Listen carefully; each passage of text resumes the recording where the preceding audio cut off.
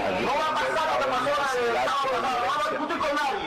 Nosotros no tenemos que discutir aquí con nadie. Además no vamos a convencer a ninguno de ellos. A los mercenarios no se les convence, porque tienen dinero, están recibiendo dinero.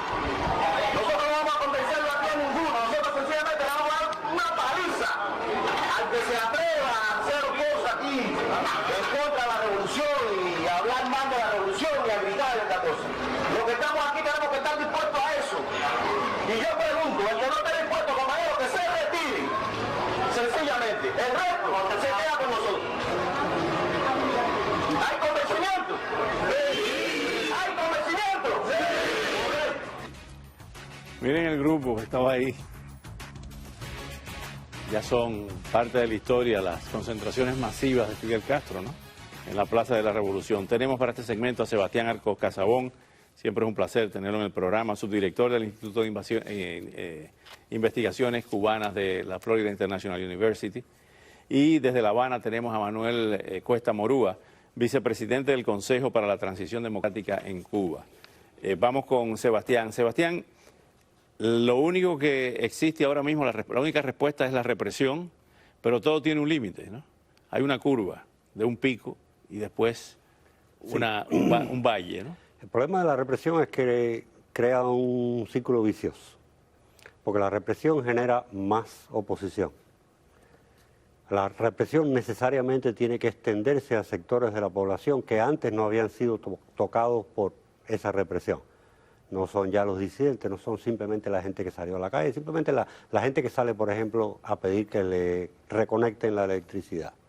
A esa gente los convierte en opositores. Es que le busquen comida, no hay comida. Sí, por supuesto. Entonces, se produce un círculo vicioso en lo que la represión genera más oposición, lo cual genera más represión, y eso termina de una manera que generalmente no es controlable una vez que se pierde el control de esa represión y de la reacción popular a esa represión. Eso es un juego muy peligroso. Desde La Habana tenemos a Manuel Cuesta Morúa. Manuel, ¿a dónde puede llegar todo esto cuando no se están resolviendo los problemas urgentes que está reclamando el pueblo? No hay electricidad, no hay comunicación, no hay agua potable, no hay comida.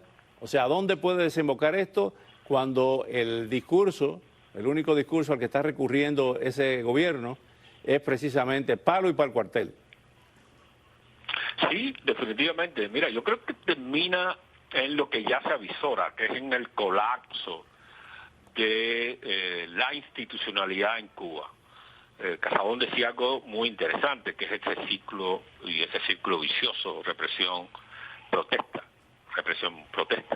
y lleva a un punto en el que la represión hace lo que no debía hacer en circunstancias como la cubana, que es a la total pérdida del respeto a las autoridades, donde las autoridades no solo tratan de instaurar el miedo. Fidel Castro jugaba siempre los límites de la represión y del respeto, pero el régimen cubano actual, de la continuidad, está perdiendo todo el respeto social. Y entonces la cuestión pues, puede terminar en que la sociedad cubana trate de equilibrar las fuerzas con la represión que ejerce el Estado, y eso puede terminar en violencia civil. Hemos hecho un llamado justamente en esa dirección, porque el gobierno intenta y cree hacer pensar que redoblando el control punitivo del gobierno, del Estado, puede controlar una sociedad que ya le ha perdido toda la confianza. Y esa ruptura de la confianza entre el Estado y el gobierno y la sociedad pues puede terminar en algo que es totalmente difícil de asimilar, y que por lo cual debe poner todos los esfuerzos posibles, que es una experiencia de violencia incontrolable que puede llevar a una haitianización de la sociedad cubana. Vamos a ver lo que dijo Díaz-Canel en las últimas horas. Para hacer otro tipo de expresiones contrarrevolucionarias, tratando de hacer hechos vandálicos como es cerrar vías, como es tirar piedras contra lugares económicos o sociales. Ya eso se va de la ley y eso se atenderá, esas situaciones se atenderán con el rigor de las leyes. pero hay gente que lamentablemente se han manifestado, son los menos, pero se han manifestado de esa manera y sabemos todos los nexos que tienen con toda esa contrarrevolución que desde el exterior empieza a alentar y empieza a pagar ese comportamiento. Justamente, Sebastián, el pasado viernes, The Wall Street Journal reportó que el gobierno cubano había hecho solicitudes al gobierno de los Estados Unidos, algo que no había sido revelado por la dictadura cubana. Y hoy, el MINREX escribe lo siguiente, lo vamos a ver en pantalla también. Gobiernos de Cuba y Estados Unidos hemos intercambiado información sobre los daños cuantiosos y pérdidas lamentables ocasionados por el huracán Ian en ambos países. También mantenemos comunicación con otros gobiernos interesados en los estragos y necesidades para la recuperación en Cuba. ¿Qué lectura le da Sebastián a esto? La crisis es tan seria que el régimen cubano por primera vez en 60 años le ha pedido formalmente ayuda a Estados Unidos, cuando hace apenas 2 meses, cuando hubo un incendio en Matanzas, Cuba simplemente ignoró la solicitud de ayuda de Estados Unidos. Cuando hace 1 año Cuba ignoró la oferta de Estados Unidos de darle vacunas contra el COVID gratis. Pero no es casualidad que haya aparecido ayer un anuncio pagado en el New York Times, un periódico que tiene un largo historial de ponerse del lado del gobierno cubano, una y otra vez, donde se acusa a Estados Unidos y al embargo por la miseria que están viviendo los cubanos, como si la miseria de los cubanos hubiera empezado con el paso del huracán Ian la semana pasada. Como si esto no es una historia de 60 años de destrucción sistemática de la economía y la infraestructura del país. El colapso del sistema energético no es resultado simplemente de un huracán, es el resultado de 30 años de falta de inversión, de ignorar las más elementales reglas de mantenimiento. Es simplemente el resultado de ese partido en el gobierno durante 60 años. Y como único se resuelve ese problema, y esto es quizás una advertencia que debe tomar en cuenta la administración Biden, no es resolviéndole el problema al gobierno cubano. Esa no es la manera de resolver el problema. La manera de resolver el problema, tanto para el pueblo de Cuba como para el pueblo de los Estados Unidos, es dejando que la gravedad funcione y que ese régimen pase a la historia, que es como único se resuelve el problema. Manuel, hay quienes señalan, por experiencia, que no hay un quiebre en las estructuras del poder a menos que se produzca un cisma.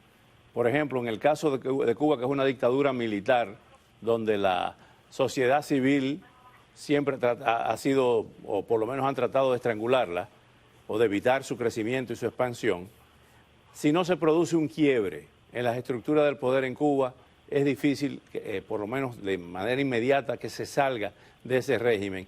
Pero imagino que habrá militares y habrá personas dentro del gobierno con 2 dedos de frente que digan ¿hasta cuándo vamos a tener esto? ¿Tú descartas la posibilidad de que haya movimientos, aunque sean cosméticos, como le dicen, de sustituir a Díaz-Canel y a ese grupo y tratar de renovar la dirigencia de Cuba?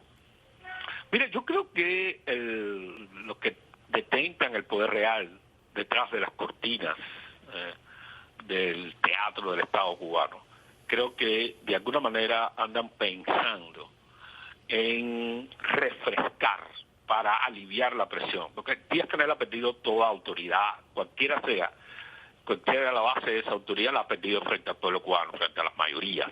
De hecho, las mayorías han expresado su negativa al régimen.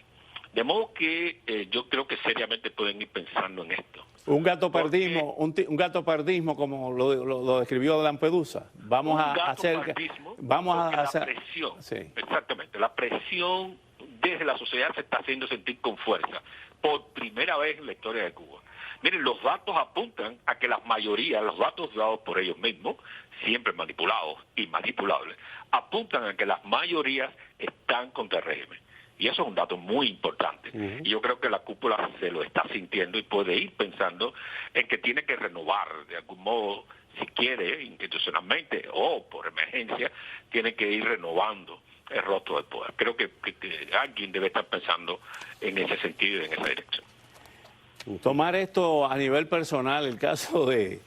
Y me sonrío porque son cosas que uno piensa, ¿cómo un hombre que ha llegado a ese nivel, a dirigir un pueblo tan importante como el pueblo cubano, tenga expresiones tan infantiles? Como yo me siento ofendido por lo que están diciendo, como si fuera un chisme de barrio. Realmente, ¿por qué se escoge a un tipo tan mediocre para dirigir los destinos de Cuba? Porque era necesario un tipo mediocre para que no se le fuera el poder de las manos a Raúl Castro. Raúl Castro está vivo y por lo tanto Raúl Castro todavía quita y pone.